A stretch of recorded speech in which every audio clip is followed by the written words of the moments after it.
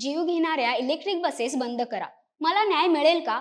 हा सवाल विचारणारी कुठलीही आंदोलक नाही, तर आपल्या आईच्या अंत्यसंस्काराला उभी असलेली अवघी 11 वर्षाची बालकलाकार पूर्वा रासम आहे. मुंबईच्या भांडूपमध्ये घडलेल्या भीषण इलेक्ट्रिक बस अपघाताने संपूर्ण शहर हादरून गेलं आहे. पण नेमकं काय घडलं? 29 डिसेंबर 2025 मुंबईच्या भांडूप पश्चिम येथील स्टेशन रोड. संध्याकाळची गर्दी आणि नेहमीसारखीच वर्दळ सुरू होती. मात्र काही क्षणातच सगळं चित्र बदललं. वेस्टची इलेक्ट्रिक मिड बस अचानक मागे सरकली आणि अवघ्या काही सेकंदातच 4 जणांना चिरडलं.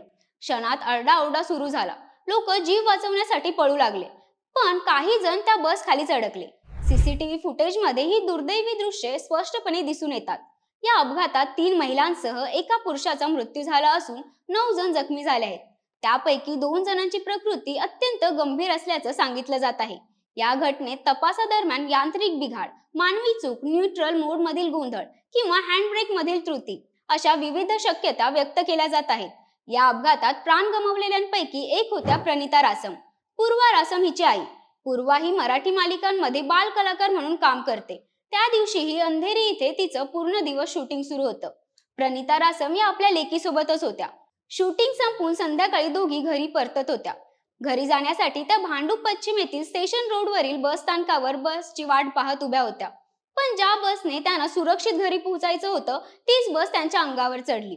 या अपघातात पूर्वाने आईला आपल्या डोळ्यासमोर गमावलं आणि ती देखील काही प्रमाणात गंभीर जखमी झाली. गेल्या काही वर्षांपासून इलेक्ट्रिक बसच्या अपघातांमध्ये लक्षणीय वाढ होत असल्याचं चित्र आहे. या बसचा आवाज जवळजवळ नसल्यामुळे त्या जवळून गेल्याचं अनेकदा लक्षातही येत नाही आणि हाच मोठा धोका ठरत असल्याचं नागरिकांचं म्हणणं आहे. आता या इलेक्ट्रिक बस विरोधात आवाज उठवते ती या अपघातात आपल्या डोळ्यासमोर आईला गमावलेली 11 वर्षाची पूर्वा रासम. मला न्याय मिळेल का, असा थेट सवाल तिने उपस्थित केला आहे. मात्र हा प्रश्न एका कुटुंबापुरता मर्यादित नाही, तर तो संपूर्ण मुंबईचा आहे. मराठी माणसाचा वापर इथे फक्त राजकारणासाठी करून घेणाऱ्यांनी पूर्वाची हाक एकदा ऐकायला नको का? मुंबई महापालिकेचा स्वतंत्र उपक्रम असलेल्या बेस्ट बसेसची अवस्था सुधारण्याची आता गरज आहे. याबद्दल तुम्हाला काय वाटतं? कमेंट करून नक्की सांगा.